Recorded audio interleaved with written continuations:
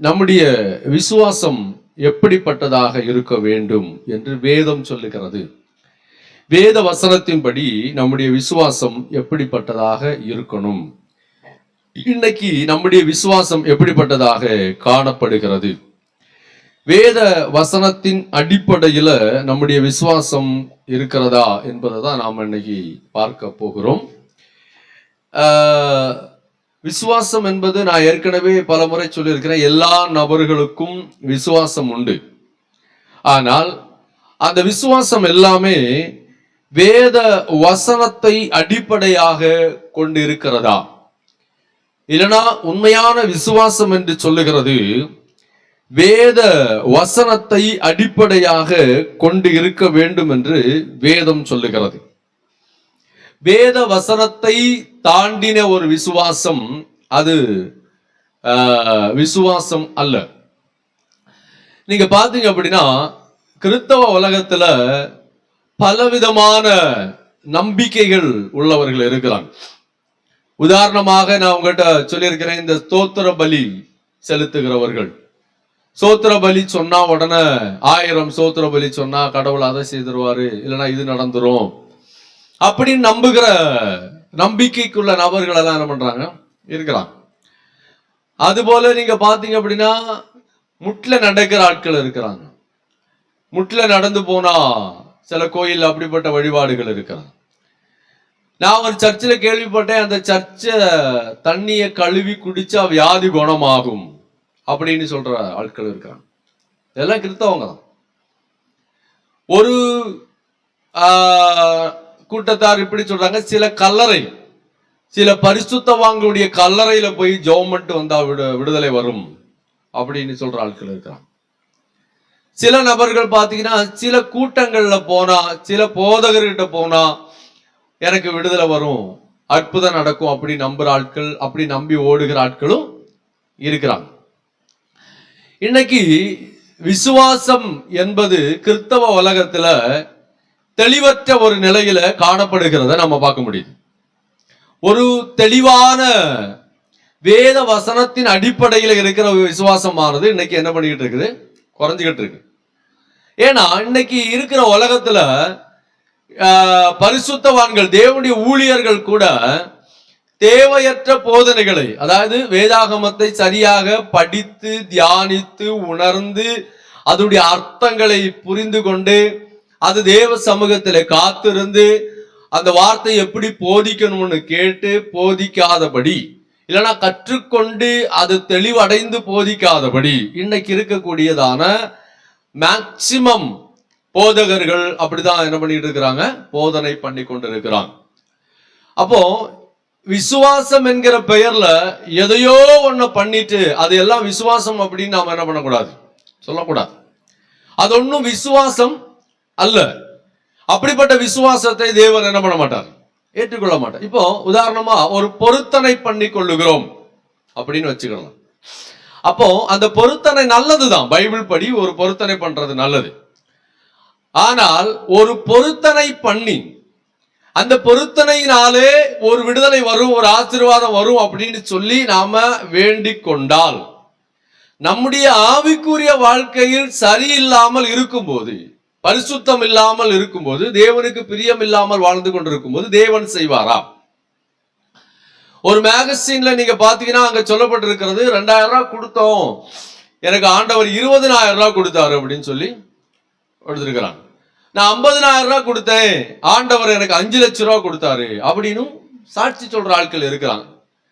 நான் கேட்கிறேன், அவர்கள் தேவ மனிதர்களா இருந்து பரிசுத்தமாக வாழ்ந்து கடவுளுக்கு உகுந்த பாத்திரமா உலகத்துல வாழ்ந்து கொண்டிருந்தால் நாம சொல்றத, இல்லைன்னா அவங்க சொல்றத நாம என்ன பண்ண முடியும்? ஏற்றுக்கொள்ள முடியும். அதுக்காக அதை சொன்ன சாட்சி சொன்னவங்க அப்படிப்பட்டவங்க அப்படின்னு சொல்லி நாம என்ன பண்ண முடியாது, சொல்ல முடியாது.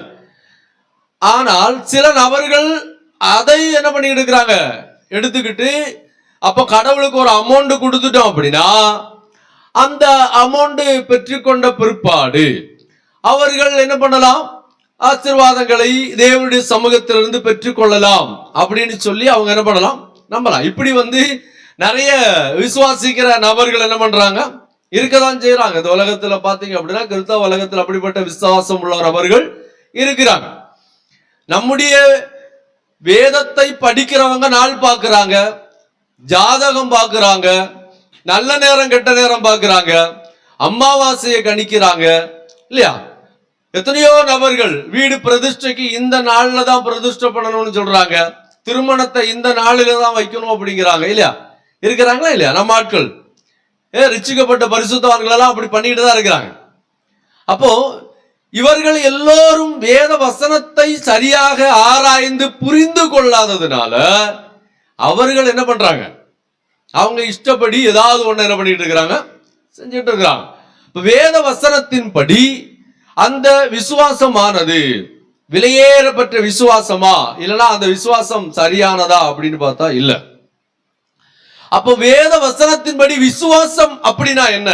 விசுவாசம் என்பது எதை விசுவாசிக்கிறோம், எதை நாம விசுவாசிக்கிறோம்?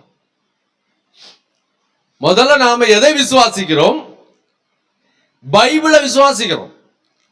பைபிள்ல எழுதப்பட்டிருக்கிற வார்த்தைகளை என்ன பண்றோம்? விசுவாசிக்கிறோம். முதல்ல நமக்கு தேவையானது வேதம் உண்மை, வேத வசனத்தில் எழுதப்பட்டிருக்கிறவைகள் உண்மை. ஆண்டவராகிய இயேசு கிறிஸ்து தான் இல்லைன்னா நம்முடைய யெகோவா தேவன் தான் இந்த வேதாகமத்தை நம்முடைய கரங்களிலே கொடுத்திருக்கிறார். பரிசுத்த ஆவியின் மூலமாக பரிசுத்தவான்களால் எழுதப்பட்டு நம்முடைய கரங்களிலே கொடுக்கப்பட்டிருக்கிறது. இதில் எழுதப்பட்டிருக்கிற ஒவ்வொரு வார்த்தைகளும் உண்மை அப்படிங்கிறத முதல்ல நாம் என்ன பண்ணணும்? விசுவாசிக்கணும். அல்லேலூயா. சரி, இப்போ அப்படி விசுவாசிக்கிறோமா அப்படின்னு கேட்டீங்கன்னா அப்படி விசுவாசிக்கிறோம். ஆனால் நம்முடைய விசுவாசம் எதை சார்ந்ததாக இருக்கிறது அப்படின்னு பாத்தீங்க அப்படின்னா, நம்முடைய விசுவாசமானது சில வசனங்களை மாத்திரம் எடுத்து அபியாசப்படுத்தி அதை சார்ந்து இருக்கிறதாக காணப்படுகிறது. வேதாகமத்தில் எழுதப்பட்டிருக்கிற எல்லா வார்த்தைகளும் விசுவாசிக்கணும். அல்லேலூயா. அப்ப எல்லா வார்த்தைகளை விசுவாசித்தாதான் அது என்னது? பூரணமான விசுவாசமாக காணப்படும். உதாரணமாக 1 பேதுரு 4 அதிகாரம் 1வது வசனம், இதைதான் நாம் இன்னைக்கு தியானிக்க போகிறோம். 1 பேதுரு 4 அதிகாரம் 1வது வசனம். இந்த வசனத்தை நாம விசுவாசிக்கிறோமா? இப்படி இருக்க கிறிஸ்து நமக்காக மாம்சத்திலே பாடுபட்டபடியால் நீங்களும் அப்படிப்பட்ட சிந்தையை ஆயுதமாக தரித்து கொள்ளுங்கள் அப்படின்னு சொல்லி பேதுரு எழுதி நம்முடைய கரங்களிலே கொடுத்திருக்கிறார். அப்ப இது யார் எழுதின வார்த்தை? தேவனாகிய கர்த்தர் பரிசுத்த ஆவியானவர் பேதுருவின் மூலமாக எழுதி நம்முடைய கரங்களிலே இன்னைக்கு என்ன பண்ணிருக்கிறார்? கொண்டு வந்து தந்திருக்கிறார். அப்ப இந்த வசனத்தை எத்தனை பேர் நாம நம்புறோம்? இதை நாம எப்படி நம்புவோம்? அல்லேலூயா. இப்படி இருக்க கிறிஸ்து நமக்காக மாம்சத்திலே பாடுபட்டார். நம்புறீங்களா? நம்புறோம். இரண்டாவது, நீங்களும் அப்படிப்பட்ட சிந்தையை ஆயுதமாக தரித்துக் கொள்ளுங்கள் அப்படின்னு அப்போஸ்தலனாகிய பவுல் சொல்லுகிறார், பேதுரு சொல்லுகிறார். அப்ப அவங்க என்ன சொல்றாரு? இயேசு பாடுபட்டார், நீங்களும் பாடைப்படுங்கள். அப்படிதான் அந்த வார்த்தையோட அர்த்தம். அந்த வார்த்தை எதை விசுவாசிக்க சொல்லுது? பாடுகள் இல்லாத ஒரு வாழ்க்கையை விசுவாசிக்க சொல்லல. பைபிள்ல உங்களுக்கு பாடே வராது அப்படின்னு போதிச்சால் அது என்ன போதனை? தப்பான போதனை இல்லையா? இந்த பைபிள் என்ன சொல்லுது? இயேசு கிறிஸ்துவே பாட அனுபவித்தார், அதுக்காக நாம பாட அனுபவிக்க வேண்டாம். அப்படியா? நம்ம என்ன சொல்றோம்? இயேசு நமக்காக மரித்தார், நமக்காக பாடுபட்டாரு, நமக்காக எல்லாம் செஞ்சு முடிச்சிட்டாரு, அதனால எனக்கு எந்த பிரச்சனையும் இல்ல, எனக்கு எந்த கஷ்டமும் இல்ல, எனக்கு எதுவுமே வராது, நான் ஹாப்பியா இருக்க போறேன் அப்படின்னா பைபிள் போதிக்குது. அல்லேலூயா. நான் சொன்னா தப்பு, ஆனா பேதுரு சொல்லி இருக்கிறார். அப்ப இந்த சிந்தை விசுவாசத்துடைய பூர்ணத்துவத்துக்குள்ளாக நம்மை கொண்டு வருகிறது. இந்த சிந்தை உள்ளவர்கள் தான் விசுவாசிகள். அல்லேலூயா. இப்படிப்பட்ட சிந்தை உங்களுக்கு என்ன பண்ண வேண்டும்? ஆயுதமாக தரித்து கொள்ளுங்கள். அல்லேலூயா. அல்லேலூயா. இத பத்தி போதிக்கிறோமா? எனக்கு தெரிஞ்சு அந்த காலத்து போதகர்கள் போதிச்சுட்டு தான் இருந்தாங்க. இப்ப இருக்கிற போதகர்கள் அதை பத்தி என்ன பண்றது இல்ல, போதிக்கிறதே இல்ல. பிரபலமான போதகர்கள் கூட காலையில ஒரு ஒரு இது போடுவாங்க. என்ன போடுவாங்க? இன்று அப்படி ஆசீர்வாதம், இன்று இப்படி ஆசீர்வாதம், இன்று அது நடக்கும், இன்று தான் சொல்லிக்கிட்டே இருக்கிறாங்க. அவங்க வாயிலிருந்து வருகிற எல்லா வார்த்தைகளும் இதை தவிர வேற ஒன்னும் வரமாட்டாங்க. அப்ப அவர்கள் விசுவாசிப்பது முழுவதும் எதுதான்? நன்மையை மாத்திரம்தான், ஆசீர்வாதத்தை மாத்திரம்தான். ஆனா கர்த்தருடைய வார்த்தை என்ன சொல்லுகிறது? இப்படி இருக்க கிறிஸ்து நமக்காக மாம்சத்தில் பாடுபட்டபடியால் நீங்களும் அப்படிப்பட்ட சிந்தையை ஆயுதமாக தரித்துக் கொள்ளுங்கள். அப்ப நமக்கு எப்படிப்பட்ட சிந்தை இருக்கணும்? பாடுகள் சகிக்கக்கூடிய, பாடுகளை அனுபவிக்கக்கூடிய, பாடுகள் வழியாக பிரயாணிக்கக்கூடிய, பாடுகள் வழியாக தேவனுடைய ராஜ்யத்துக்குள் பிரவேசிக்கக்கூடிய சிந்தை வரணும். அல்லேலூயா. அப்படிப்பட்ட சிந்தை வரல அப்படின்னா, எனக்கு பாடு வந்தா நான் விட்டுட்டு ஓடிடுவேன், கஷ்டம் வந்தா பின்வாங்கிடுவேன், எனக்கு கஷ்டம் வந்தா ஜெபிக்க மாட்டேன், கஷ்டம் வந்தா சர்ச்சுக்கு போக மாட்டேன், பிரச்சனை வந்தா ஆண்டவர் விட்டு ஓடிடுவேன் அப்படின்னு நாம சொல்லும் போது அது என்ன விசுவாசம் இல்லை, அது விலையேறப்பட்ட விசுவாசம் அல்ல. அல்லேலூயா.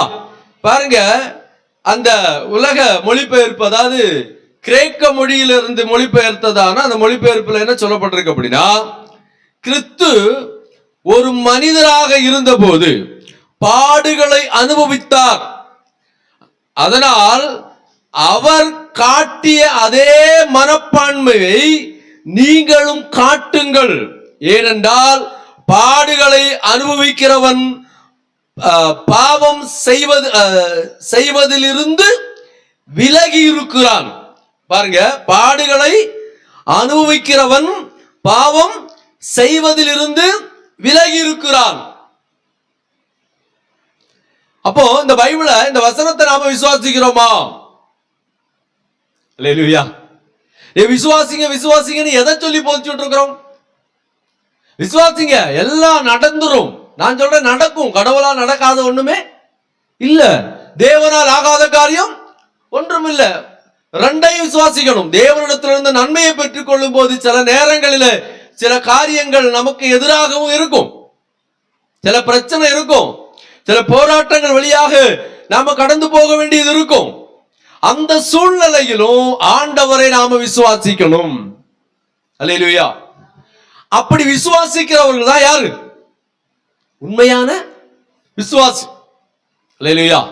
கஷ்டங்கள், நஷ்டங்கள், துன்பங்கள், வியாதிகள், போராட்டங்கள், நெருக்கங்கள், இன்னல்கள், இடர்கள் மத்தியிலும் கூட கடவுளை விட்டு பின்வாங்கி போகாம தேவ சமூகத்தில் ஒருவர் உறுதியா நிற்கிறார் பாத்தீங்களா, அவர் தான் விசுவாசி. என்ன வந்தாலும் ஆண்டவரை தொழுது கொள்ளும்படியாக ஆயத்தப்படுறார் பாத்தீங்களா, அவர் தான் விசுவாசி. எதை இழந்தாலும் ஆண்டவரை இழக்க கூடாதுன்னு சொல்லி வாழ்ந்து கொண்டிருக்கிறார் பாத்தீங்களா, அவர் தான் விசுவாசி. அல்லேலூயா. அப்ப பைபிள் இதுல என்ன நமக்கு கற்றுத் தருகிறது? இப்படி இருக்க கிறிஸ்து நமக்காக பாடுபட்டார், நமக்காக அவர் மரித்தார், நம்முடைய பாவங்களை அவர் சுமந்தார், அவர் நமக்காக அடிக்கப்பட்டு நொறுக்கப்பட்டதினால கிறிஸ்து நமக்காக இந்த உலகத்திலே பாடுகளை அனுபவித்தது போல நாமும் பாடுகளை அனுபவிக்க வேண்டியதாக இருக்கிறது. அல்லேலூயா. ஆமா, இது நாம எப்பவுமே நம்ம மைண்ட்ல வச்சிருக்கணும். அதாவது நன்மையும் கிருபையும் நம்மை பின்தொடர்ந்து வரும், அதுல எந்த ஒரு மாற்று கருத்தும் இல்லை. ஆனாலும் கூட சில சூழ்நிலை வரும்போது நாம பாடுகள் மத்தியிலையும் ஆண்டவரை மகிமைப்படுத்தணும். அல்லேலூயா. சில நேரங்களில உபத்திரவம் வந்தாலும், வியாதி வந்தாலும், பிரச்சனை வந்தாலும் கர்த்தருக்கு மகிமை உண்டாக அப்படின்னு சொல்லி நாம என்ன பண்ணிட்டு இருக்கணும்? சொல்லி முன்னேறி போய்கிட்டே இருக்கணும். அப்படி இருந்தால்தான் நாம தேவனுடைய பிள்ளைங்க. இரண்டாவது வசனம் என்ன சொல்றது பாருங்களேன். ஏனென்றால் மாம்சத்தில் பாடுபடுகிறவன் இனி மாம்சத்தில் இருக்கும் காலம் வரைக்கும் மனுஷனுடைய இச்சைகளின்படி பிழைக்காமல் தேவனுடைய சித்தத்தின்படியே பிழைக்கத்தக்கதாக பாவங்களை விட்டு ஓய்ந்திருப்பான். அல்லேலூயா. வார்த்தை நல்லா உன்னிப்பா தெளிவா நீங்க படிச்சு பாருங்க. ஏனென்றால் மாம்சத்தில் பாடுபடுகிறவன் இனி மாம்சத்தில் இருக்கும் காலம் வரைக்கும் மனுஷனுடைய இச்சைகளின்படி பிழைக்காமல் தேவனுடைய சுத்தத்தின்படியே பிழைக்கத்தக்கதாக பாவங்களை விட்டு ஓய்ந்திருப்பான் அப்படி சொல்லப்பட்டிருக்கு. கிரேக்க மொழியில நான் முன்னாடி அதை படிச்சேன். அப்போ விசுவாசம் என்பது என்ன, எப்படிப்பட்ட சிந்தையுடையதாக இருக்கணும்? ஒரு மனிதன் பாடுபடும் போது, கஷ்டப்படும் போது அவன் உறுதியாக தேவ சமூகத்தில் நிற்கிறான் என்று சொன்னால் அவன் விசுவாசி. அந்த நபரை குறித்து வேதம் என்ன சொல்லுகிறது? அந்த பாடுகள் மத்தியிலே, கஷ்டத்தின் மத்தியிலே நிலைத்து நிற்கிறவர் தான் பாவத்தை விட்டு விலகி இருக்கிறவர். அல்லேலூயா, அல்லேலூயா. மனுஷனுடைய இச்சைகளின்படி பிழைக்காமல் தேவனுடைய சித்தத்தின்படியே வாழும்படியாக தன்னை ஒப்பு கொடுத்தவர்கள். பாட அறிவிக்கிறவங்க யாரு? தேவ சித்தம் செய்கிறவர்கள். நம்ம எல்லாம் சொல்றோம் பாட அறிவிக்கிற பாவிகள், இவங்க பாவம் செய்யறாங்க அதனாலதான் பாட அறிவிக்க. அப்படியெல்லாம் ஒண்ணும் கிடையாது. நிறைய பரிசுத்தவான்கள் அப்படிதான் சொல்லிட்டு இருக்கிறாங்க இல்லையா? இப்ப நம்ம ஒரு ஆளுக்கு ரொம்ப கஷ்டம், ரொம்ப நெருக்கம், ரொம்ப வியாதி, ரொம்ப கடன் பிரச்சனை அப்படின்னா நம்ம என்ன சொல்றோம்? அவங்க ஏதாவது பாவம் பண்ணி இருப்பாங்க, அதனாலதான் அவங்களுக்கு என்னது. அல்லேலூயா. இந்த விஷயம் தான் யோபுடைய வாழ்க்கையில் நடந்தது. யோபுடைய வாழ்க்கையில அதை சொன்னாங்க, நீ ஏதாவது பாவம் பண்ணி இருப்பப்பா, அதனால நீ என்ன பண்ணு, மனம் திரும்பு அப்படின்னு அவங்க சொன்னாங்க. ஆனா அது கடவுளுக்கு விரோதமான பாவமாக என்ன பண்ணினது, மாறினது. அல்லேலூயா. ஒருத்தர் பாவம் செய்ததுனால வியாதி வராதுன்னு நான் சொல்லல. வியாதி எப்படி வரும்? புதிய ஏற்பாடுல சொல்லப்பட்டிருக்கிறது, இயற்கையின் மூலமாக வருகிற வியாதி. அதாவது நார்மலா வரக்கூடிய காய்ச்சல், இல்லைன்னா ஒரு ஆக்சிடென்ட், இல்லைன்னா கிளைமேட் மூலமா வரக்கூடியதான சில வியாதிகள். இது ஒரு மனிதனுக்கு வரும், அது எல்லா மனுஷனுக்கு வரும். இப்போ பாவம் செய்கிற ஒரு நபருக்கு எப்படிப்பட்ட வியாதி வரும்னு பைபிள் சொல்லுதுன்னா, 1 கொரிந்தியர் 11ஆம் அதிகாரத்தில் சொல்லப்பட்டிருக்கிறது, திருவிருந்து எடுக்கும் போது பாவம் செய்து ஒரு நபர் எடுத்தால் ஒரு மனிதன் தன்னைத்தானே நிதானித்து அறிந்து கொள்ளாமல் துணிகரமாக திருவிருந்திலே பங்குள்ள நபராக மாறும்போது ஒண்ணுல வியாதி வரும், இல்லைன்னா அவங்களுக்கு மரணம் சம்பவிக்கும், அப்படி இல்லைன்னா நியாய தீர்ப்பு வரும். அல்லேலூயா. இது பைபிள் நமக்கு சொல்லி தரக்கூடிய வியாதி. திருவிருந்து எடுக்கும் போது இப்ப பாருங்க, திருவிருந்து அப்படின்னா இன்னைக்கு சபையில விளையாட்டா போச்சு. எல்லாரும் சும்மா அந்த பிரெட்டையும் திராட்சரசத்தையும் குடிக்க உட்கார்ந்து இருக்கிறோம். திருவிருந்து என்பது பயபக்தியோடு நடுக்கத்தோடு கூட தேவ சமூகத்திலே தன்னை சுத்திகரித்துக் கொண்டு கர்த்தருடைய சமூகத்திலே நின்று கொண்டு எப்போதும் ஆண்டவரை உம்மை விட்டு போக மாட்டேங்கிறதான ஒரு தீர்மானத்தை எடுத்து அதை என்ன பண்ணணும், திருவிருந்துக்குள்ளாக வரணும். இப்ப திருவிருந்து என்பது ஒரு பயபக்திக்குரிய ஒரு முக்கியமான ஒரு பகுதியாக காணப்படுகிறது. இன்னைக்கு சபையில் அது குறைந்து கொண்டிருக்கிறதை நாம் பார்க்கிறோம். அல்லேலூயா. நான் சொல்றது உங்களுக்கு புரியும் நினைக்கிறேன். அப்போ வியாதிப்பட்ட ஒரு நபர், கஷ்டப்படுகிற ஒரு நபர், எல்லாரும் பாவத்தினால் மாத்திரம் அந்த நிலைமைக்கு வரல. எல்லாரையும் நாம் அப்படி சொல்லக்கூடாது. அல்லேலூயா. அப்படின்னா எத்தனையோ பேர் மரிச்சிருக்கிறாங்க. எல்லாரும் பாவம் செய்தவர்கள் மாத்திரம் தானா? இல்ல. அப்போ நாம வசனத்தை சரியாக வாசிக்கணும், புரிந்து கொள்ளணும். அதோடைய சரியான சத்தியத்தை நாம் என்ன பண்ணணும், அறிந்து கொள்ளணும். அதோடைய சரியான சத்தியத்தை நாம் அறிந்து கொள்ளல அப்படின்னா நமக்கு வேத வசனத்தின் மேல் இருக்கிற விசுவாசமானது என்னது, பொய்யான விசுவாசம். ஒருவன் சத்தியத்தை விசுவாசித்து கடவுளை விசுவாசிக்கணும். அப்படின்னா வார்த்தைகளை நம்பி ஆண்டவரை விசுவாசிக்கணும். அல்லேலூயா. அந்த வார்த்தைகளை நம்பி விசுவாசிக்கல அப்படின்னா அது பூர்ணம் அல்ல. 1 பேதுரு 2ஆம் அதிகாரம் 24வது வசனம் பாருங்க, நாம் பாவங்களுக்கு செத்து நீதிக்கு பிழைத்திருக்கும்படிக்கு அவர் தாமே தமது சரீரத்தினாலே நம்முடைய பாவங்களை சிலுவையின் மேல் சுமந்தார், அவருடைய தழும்புகளினாலே குணமானீர்கள் அப்படின்னு அங்க சொல்லப்பட்டிருக்கிறது. அதாவது நாம் பாவங்களுக்கு செத்து நீதிக்கு பிழைத்திருக்கும்படிக்கு இயேசு நமக்காக மரித்தார். அவர்தாமே தமது சரீரத்தினாலே நம்முடைய பாவங்களை சிலுவையில் மேல் சுமந்தார். அவருடைய தழும்புகளினாலே குணமானீர்கள் அப்படின்னு இது எழுதுறது வேற யாரும் கிடையாது, பேதுரு தான் எழுதுறார். அங்கே அவர் என்ன சொல்றாரு? தழும்புகளினாலே சுகம் இல்லையா? நீங்க பாவத்துக்கு மரித்து நீதிக்கு பிழைக்கும்படி, அப்படின்னா ஞானஸ்தானத்தின் மூலமாக நீங்க தேவ சமூகத்துக்கு வர நீங்கள் மரிக்காதபடி இயேசு உங்களுக்காக மரிக்கிறார். இயேசு உங்களுக்காக மரிக்கிறதுனால நீங்க பாவத்தை விட்டு விடுதலையாக்கப்பட்டிருக்கிறீர்கள். அவருடைய தழும்புகளினாலே சுகமானீர்கள் அப்படின்னு வேதம் சொல்லுகிறது. அல்லேலூயா. அப்ப தழும்புகளினாலே சுகம் என்று சொல்லுகிறது வெறும் உடல்ல இருக்கக்கூடிய வியாதியின் சுகம் மாத்திரமல்ல. அல்லேலூயா. ஒரு மனிதனுக்கு வெறும் வியாதியில் இருந்து வருகிற சுகம் ஒரு பூர்ணத்துவம் அல்ல. வியாதியில இருந்து மாத்திரம் சுகம் கிடைத்தா போதுமா? இல்ல. அவருடைய தழும்புகளினாலே நம்முடைய வாழ்க்கையில எல்லா பகுதிகளிலும் சுகம். ஏசாயா தீர்க்கதரிசன புத்தகம் முதல் அதிகாரத்தை படித்து பார்த்தீங்க அப்படின்னா, சீல் பிதுக்காதபடி, அதை சுத்தம் பண்ணாதபடி, அதுக்கு மருந்து போடாதபடி, அது இப்ப படுத்து இருக்கிறது அப்படின்னு சொல்லி ஏசாயா சொல்றார். ஏன் தெரியுமா? அது பாவத்தை குறிக்கிறது. பாவம் சீல் பிதுக்கப்படல. அல்லேலூயா. அதுல எழுதப்பட்டிருக்கிறது ஒரு வியாதி தான். ஆனா அந்த வியாதி எந்த வியாதியை சொல்லல. உடல் சார்ந்த மாம்ச சரீரத்தில் இருக்கக்கூடிய வியாதிகளை குறித்து அங்க சொல்லாதபடி ஆண்டவர் அங்க சொல்ற வியாதி என்ன தெரியுமா? பாவம். இப்ப பாவம் என்பது ஒரு வியாதி. அல்லேலூயா. பாவம் செய்கிற ஒவ்வொரு மனிதனும் யார்தான்? வியாதியஸ்தர்கள். அல்லேலூயா. ஏசாயாவின் தீர்க்கதரிசன புத்தகம் 1 அதிகாரம். ஐயோ பாவம் உள்ள ஜாதியும் அக்கிரமத்தால் பாவம் சுமந்த ஜனமும் பொல்லாதவர்களின் சந்ததியும் கேடு உண்டாக்குகிற புத்திரருமாய் இருக்கிறார்கள். கர்த்தரை விட்டு இஸ்ரவேலின் பரிசுத்தருக்கு கோபம் உண்டாக்கி பின்வாங்கி போனார்கள். இன்னும் நீங்கள் ஏன் அடிக்கப்பட வேண்டும்?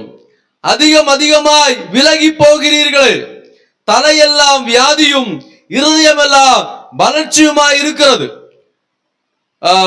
உள்ளங்கால் தொடங்கி உச்சம் தலை மட்டும் அதில் சுகமே இல்லை. அது காயம் வீக்கமும் நெதிக்கிற ரணமும் உள்ளது. அது சீல் பிதுக்கப்படாமலும் கட்டப்படாமலும் எண்ணெயினால் ஆட்டப்படாமலும் இருக்கிறது. எதை சொல்லப்பட்டிருக்கிறது? உடல்ல வந்த வியாதி இல்ல, பாவம். தழும்புகளினாலே சுகமானீர்கள் அப்படின்னு உடனே வெறும் வியாதிகளை மட்டும் எடுத்துட்டு வரக்கூடாது. பாவத்தில் இருந்து சுகமாக்கப்படணும். பாவம் சீல் பிதிக்கப்படணும். அல்லேலூயா. இந்த ஜனம் ஆண்டவர் விட்டு பின்வாங்கி போனாங்களாம், தூரம் போனாங்க. இன்னைக்கு பாருங்க, நிறைய பேர் அப்படிதான் இருக்கிறாங்க. ஆண்டவரை விட்டு பின்வாங்கி போறாங்க, தூரம் போயிட்டாங்க.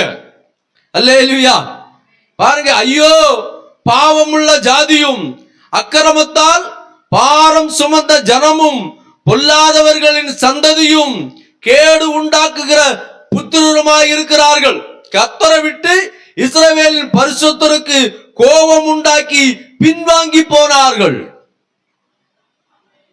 பாவம் செய்கிறவர்கள் பின்வாங்கி போகிறார்கள். பாவம் செய்கிறவர்கள் ஆண்டவருக்குள் இல்ல. பாவம் செய்கிறவர்கள் தேவ சமூகத்தை விட்டு பரிசுத்தரை விட்டு தூரம் போயிட்டாங்க.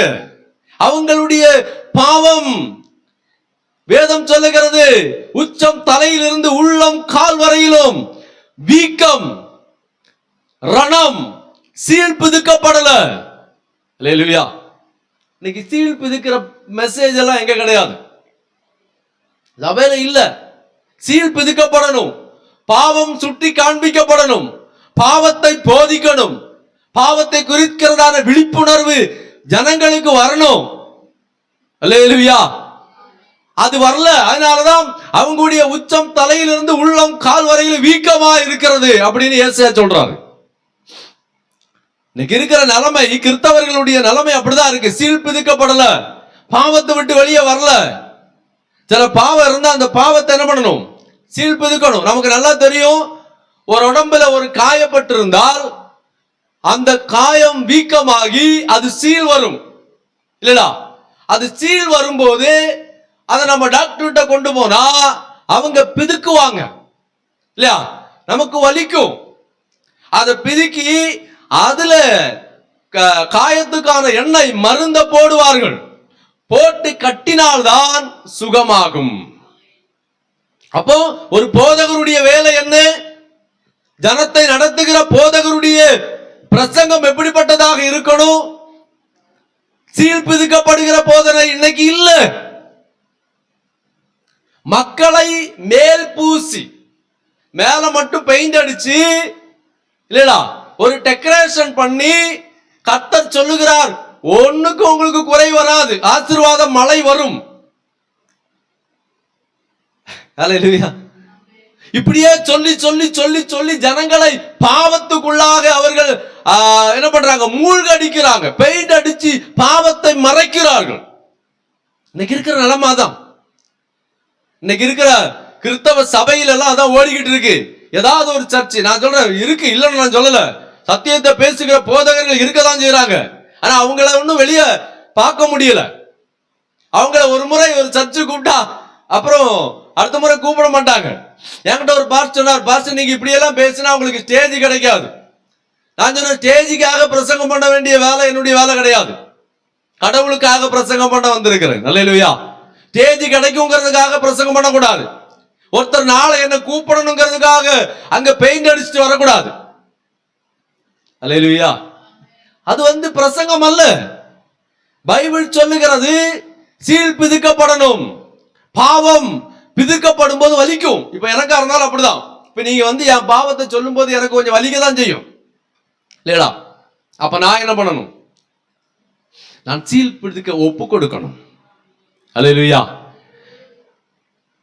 சொல்ல வேண்டியதை சொல்லிதான் ஆகணும், செய்ய வேண்டியதை செஞ்சுதான் ஆகணும். வேதம் என்ன சொல்லுகிறது? 1000 தலைமுறைகளுக்கு இரக்கத்தை பாராட்டுகிற ஆண்டவர் குற்றவாளியை குற்றவாளி என்றே தீர்ப்பார்.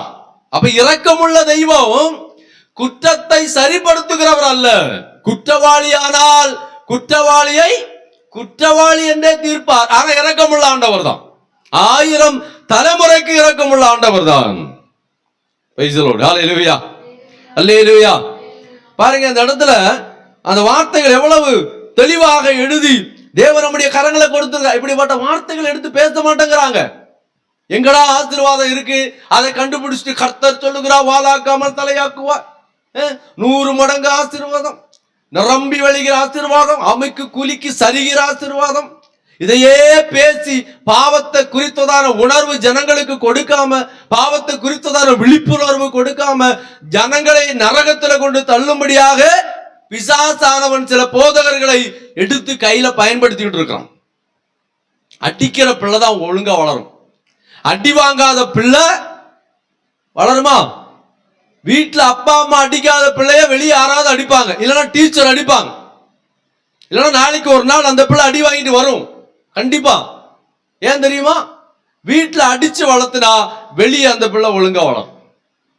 அதுபோல சபை மக்கள், சபை போதகர் யாரா இருந்தாலும், பரிசுத்தவர்களா இருந்தாலும் சத்தியத்தை எடுத்து சத்தியத்தின்படி போதிக்கணும். போதிக்கும் போதுதான் அவர்கள் தண்டனைக்கு தப்புவித்துக் கொள்ளுவாங்க. இல்லைன்னா ஒரு நாள் நியாய தீர்ப்பு வரும்போது அந்த நியாய தீர்ப்புக்குள்ளாக அவர்கள் சென்றடைவார்கள். அல்லேலூயா, அல்லேலூயா. பாருங்க, வேதம் சொல்லுகிறது, இப்படி இருக்க கிறிஸ்து நமக்காக மாம்சத்திலே பாடுபட்டபடியால் நீங்களும் அப்படிப்பட்ட சிந்தையை ஆயுதமாக தரித்துக் கொள்ளுங்கள். ஏனென்றால் மாம்சத்தில் பாடுபடுகிறவன் இனி மாம்சத்தில் இருக்கும் காலம் வரைக்கும் மனுஷருடைய இச்சைகளின்படி பிழைக்காமல் தேவனுடைய சுத்தத்தின்படியே பிழைக்கத்தக்கதாக பாவங்களை விட்டோய்ந்திருப்பான்.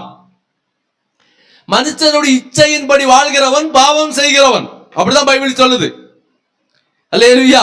இச்சையின்படி வாழ்கிறவன், உலகத்தில உலக இன்பங்களில உலக இச்சையில உலகத்தில வாழ்ந்து கொண்டிருக்கிறவர்கள் பாவம் செய்கிறவர்கள். அல்லேலூயா. மாம்சத்திலே பாடுபடுகிறவன் இனி மாம்சத்தில் இருக்கிற கால வரைக்கும் மனிதனுடைய இச்சையின்படியே செய்யக்கூடாதான். இந்த உலகத்துல நாம எப்படி வாழ்ந்து கொண்டிருக்கிறோம்? மாம்சத்துல வாழ்ந்து கொண்டிருக்கிறோம். கர்த்தர் சொல்லுகிறார், மாம்சத்துல வாழ்கிற நாட்களிலே இந்த உலகம் மனிதனுடைய இச்சையின்படி எல்லாம் வாழாதீங்க. உலகம் மனிதனுடைய இச்சையிலிருந்து நீங்க வெளியே வாங்க. உலகத்திலிருந்து வெளியே வாங்க. பாவ இருளிலிருந்து வெளியே வாங்க. நான் ஒரு ஆராதனை பார்த்தேன். ஒரு போதகர் நல்லா இருக்கிறாரு. இங்க இங்க இங்க முன்னாடி ஆராதனை நடக்கு. போதகனுடைய மனைவியான்னு தெரியல, யாருன்னு தெரியல. இந்த பேண்ட் இருக்குல்ல, ஜீன்ஸ் பேண்ட் போட்டிருக்கு. பரவாயில்ல, பேண்ட் கூட பரவாயில்ல, போட்டிருந்தா பரவாயில்ல. இங்க இருந்து கிழிச்சு வச்சிருக்கு கீழே வரைக்கும். கிழிச்சு கிழிச்சு கிழிச்சு கிழிச்சு கீழே வரைக்கும் கிழிச்சு வச்சிருக்கு. அந்த அம்மா புல்பிட்ல நின்று ஆண்டவரேன்னு சொல்லி ஆராதிக்குது. பின்னாடி எத்தனை வாலிப பிள்ளைங்க அதை பார்த்துட்டு இருக்காங்க, வாலிப பசங்க பார்த்துட்டு இருக்கிறாங்க. பாவத்துக்குள்ள கொண்டு போய் தள்ளுறாங்க. அல்லேலூயா. வேறு போதகரை பார்த்தா இங்க இருந்து கீழே வரைக்கும் பாக்கெட், ஒரு ஜீன்ஸ் பேண்ட் போட்டிருக்கிறாரு. அப்புறம் உள்ள ஒரு டி ஷர்ட் போட்டிருக்கிறாரு. இங்க பெரிய செயின், இந்த ரவுடிகள் எல்லாம் போட்டிருப்பாங்க பாத்தீங்களா, செயின் போட்டிருக்கிறாரு. அதுக்கு மேல கோட்டு மாதிரி போட்டிருக்கிறாரு. அவர் போட்ட துணி பிரச்சனை இல்லை. எத்தனை வாலிப பிள்ளைங்க அதை பார்த்து கெட்டு போவாங்க. அல்லேலூயா. போதகர்கள் சத்தியத்தை போதிக்க வேண்டிய இடத்துல சத்தியத்தை என்ன பண்ணல, சொல்லல, பயம் இல்ல. அத ஒரு பெரிய கூட்டம் நான் பாக்குறேன், தெரிஞ்சு லட்சக்கணக்கான ஆட்கள் இருக்காங்க நினைக்கிறேன். அவ்வளவு பேர் இருந்து அந்த என்ன சொல்றது, அவருடைய ஆராதனைய ரசிச்சுக்கிட்டு இருக்கிறாங்க. அதுக்கு போதகர்கள் கை கட்டி அவங்களை என்கரேஜ் பண்ணிக்கிட்டு இருக்கிறாங்க. எவ்வளவு அவல நிலை இன்னைக்கு கிறிஸ்தவ உலகத்துல வந்துட்டு பாருங்க. ஹல்லேலூயா. அந்த காலத்துல எல்லாம் ஊழியர்கள் ட்ரெஸ் எப்படி பண்ணணும், இந்த ஐபிசி சர்ச் ஆஃப் கோட் கேரளால ஒரு சில சர்ச்சில் இன் பண்ணக்கூடாதுன்னு சொல்றாங்க. அதுக்கு காரணம் உண்டு. நீங்க வந்து டைட்டான ட்ரெஸ் போடக்கூடாது, இப்படிப்பட்ட ட்ரெஸ் எல்லாம் போடக்கூடாதுன்னு சொல்றாங்க. அதுக்கு காரணங்கள் உண்டு, உண்மைதான். ஆடை வந்து ஒரு மனிதனை என்னது மறைக்க, நாணத்தை மறைக்க. ஆடை மற்றுள்ளவங்களுக்கு ஆபாசமான பண்ணிடக்கூடாது, மாறிடக்கூடாது. மற்றுள்ளவர்கள் இடறி விழ காரணமாக மாறிடக்கூடாது. அதனால அந்த காலத்துல பாஸ்டர்ஸ் எல்லாம் வேட்டி சட்டையெல்லாம் போட்டு ஃபுல்லா போட்டிருப்பாங்க. நீ டிபிஎம் சர்ச்சில் போய் பாருங்க, ஃபாதர்லாம் அந்த பிரதர்லாம் அப்படிதான் போட்டிருப்பாங்க, சிஸ்டர்ஸ் எல்லாம் அப்படிதான் போட்டிருப்பாங்க. நல்லதுதான் இது. ஏன்னா நாம இந்த உலகத்தின் இச்சைகளிலிருந்து வெளியே வந்துட்டோம்.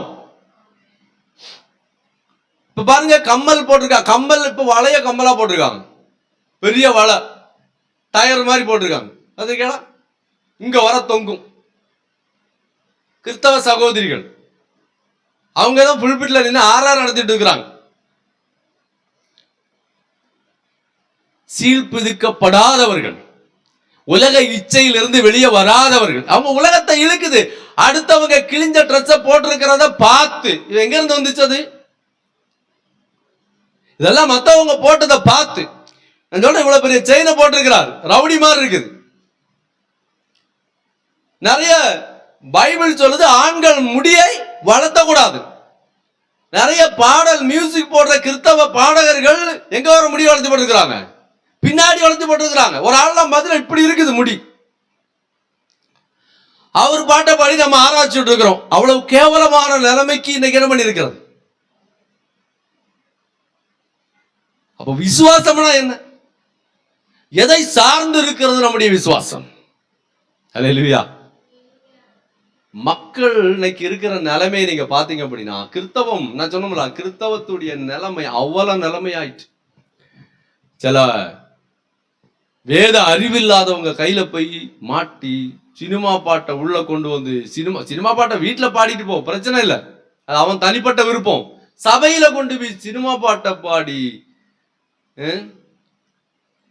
ஒரு கூத்தாடுகிற ஒரு இடமா என்ன பண்ணிட்டு கிளப்பு மாதிரி ஆயிடுச்சு சர்ச். அன்னைக்கெல்லாம் சர்ச் கன்வென்ஷன் கூட்டத்தில் லைட் எல்லாம் போட்டு நல்ல பிரகாசமா இருக்கும். இன்னைக்கு லைட் எல்லாம் ஆஃப் பண்ணிட்டு என்னது ஃபுல்லா கலர் கலரா லைட்டை போட்டு புகைய போட்டாதான் ஆராதனை வருது, அப்பதான் அபிஷேகமே வருது. இருளை விரும்புகிறது பிசாசு. ஆண்டவருக்கு இருள் என்ன கிடையாது, விருப்பமே இல்லை. இருளை உங்க மனசு விரும்புது அப்படின்னா அங்க என்ன இருக்குதுன்னு அர்த்தம். இருளுல தான் பாவம் செய்வோம், மறைவான இடத்துலதான் பாவம் உண்டாகும். டிபிஎம் எனக்கு அதுல ரொம்ப பிடிக்கும். டிபிஎம் சர்ச்சுடைய அந்த கன்வென்ஷன் மீட்டிங் எல்லாம் பாருங்க, ஃபுல்லா வெள்ளையாதான் இருக்கும். வெள்ளைக்கு நான் சப்போர்ட் பண்ணல, ஆனா ஃபுல்லா வெள்ளையா இருக்கும்.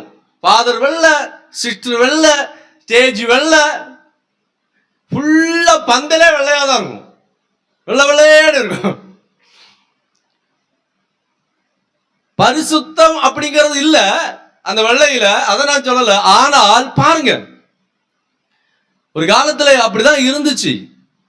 நாங்க புதிய துருத்தின்னு சொல்லிட்டு புதிய உபதேசங்களை கொண்டு வந்து ஜனங்களை என்ன பண்றாங்க. எத்தனை பிள்ளைங்க நம்ம டிவில அந்த பாட்டுல டான்ஸ் ஆடுதாங்க பார்த்திருக்கீங்களா? ஜீன்ஸ் பேண்ட் போட்டுக்கிட்டு, டி ஷர்ட் போட்டுக்கிட்டு, அகோரமான ஸ்டெப்பை போட்டுக்கிட்டு ஆடுற ஒரு கூட்டம் இருந்துகிட்டே இருக்கு. இதுக்கெல்லாம் காரணம் என்ன தெரியுமா? பைபிளை ஒழுங்கா படிக்கல. பைபிள் எழுதப்பட்டிருக்கிற வசனத்தின் மேல் அவங்களுக்கு எப்படிப்பட்ட விசுவாசம். நியாய தீர்ப்புங்கிறது அவங்க கண்ணுக்கே தெரியாது, கர்த்தர் அடிப்பாங்கிறது அவங்க கண்ணுக்கே தெரியாது, இது பாவங்கிறது அவங்க கண்ணுக்கே தெரியாது. அவங்களுக்கு ஃபுல்லா ஆசீர்வாதம் வரும், ஆசீர்வாதம் வரும், ஆசீர்வாதம், இதுதான் தெரியும். இதையே சொல்லி இதெல்லாம் என்னதுக்கு தெரியுமா? முகத்துதின்னு சொல்லலாம். இப்போ உங்களை பார்த்து கர்த்தர் சொல்லுகிறார் சிஸ்டர், உங்களை ஆசீர்வதிப்பார் அப்படின்னா நீங்க என்ன பண்ணுவீங்க? சந்தோஷப்பட்டு போவீங்க. பாஸ்டருக்கு 100 ரூபாய் காணிக்க. கர்த்தர் சொல்லுகிறார் சிஸ்டர், நீங்க பாவம் செய்றீங்க, ஒழுங்கா மனம் திரும்புங்கன்னு சொன்னா என்ன வரும்? கோபம் வரும் இல்லையா? அந்த பாஸ்டர் சரியில்லை, பாஸ்டர் எப்ப பார்த்தாலும் இப்படிதான் பேசிட்டு இருக்கிறார். கேரளாவில் எங்க சர்ச், ஒரு சர்ச்சில் அடிக்கடி சொல்லுவாங்க, அவர் எங்க போனாலும் நியாய தீர்ப்பு தான் பேசிட்டு இருக்கிறார், அதை தவிர வேற ஒன்னும் அவருக்கு தெரியாதான், இப்படிதான் சொல்லுவாங்க. நிறைய ஆட்கள் மெசேஜ் கேட்கவும் மாட்டாங்க, ஏன்னா ஃபுல்லா இப்படிதான் போகும், இப்படிதான் ஓடிக்கிட்டு இருக்கும். இல்லையா? கர்த்தர் எதை சொன்னாரோ அதை தான் நம்ம பிரசங்கம் பண்ணணும். இல்லைன்னா பைபிளை ஒழுங்கா இருந்து என்ன பண்ணணும்? இந்த பைபிள் தான் நீங்க படிச்சிருக்கீங்களா? எத்தனை முறை படிச்சுங்க, கொஞ்சம் யோசிச்சு பாருங்க. இந்த வார்த்தை பைபிள்ல தான் இருக்கு, இதை நம்ம விசுவாசிக்கணும். கர்த்தர் பாடுபட்டார், நானும் பாடுபடணும். உலகத்தின் இச்சைகளிலிருந்து வெளியே வரணும். நான் உலகத்தின் இச்சையின்படி வாழ்ந்தா நான் பாவம் செய்கிறவன். நான் பாடுபட விரும்பல அப்படின்னா நான் பாவம் செய்கிறவன். அல்லேலூயா. ஒருத்தர் பாடுபட விரும்பல அப்படின்னு ஒரு கிறிஸ்தவ வாழ்க்கை வாழ்ந்து கொண்டு இருக்கிறார் அப்படின்னா, இல்லைன்னா ஒரு கிறிஸ்தவனாக இருக்கிறார் அப்படின்னா அவர் கிறிஸ்தவரும் கிடையாது, அவருக்கு தேவனுடைய ராஜ்யமும் கிடையாது. பைபிள் சொல்லுது. அப்ப நம்முடைய விசுவாசம் என்பது விலையேறப்பட்ட விசுவாசம். கண்கள் மூடி நாம ஜெபிப்போம்.